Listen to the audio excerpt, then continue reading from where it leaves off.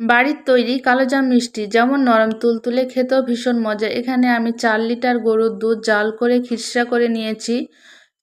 3 cup, এখানে measurement cup দিয়ে 3 cup হয়েছে। 3 কাপ খিরসার জন্য এখানে দিয়ে দিলাম 1 কাপ চালের গুঁড়া। চালের গুঁড়াটা অবশ্য 2-3 বার চেলে নিতে হবে।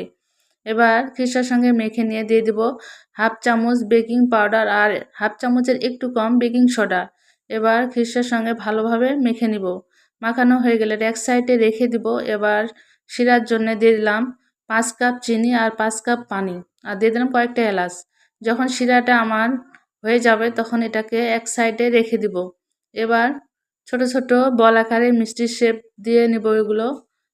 এবার হালকা তেলের মধ্যে এগুলোকে আমি ভেজে নেব ব্রাউন কালার করে। মিষ্টিগুলো আমার ভাজা হয়ে গেলে আবার দিয়ে দেবো গরম শিরার মধ্যে।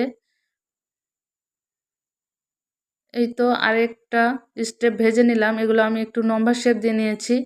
এই তো দেখুন, সারা রাত এগুলোকে ভিজিয়ে রেখে দিব। এই তো ফাইনাল লুক। কতটা নরম তুলতুলে হয়েছে, খেতেও ভীষণ মজা হয়েছিল।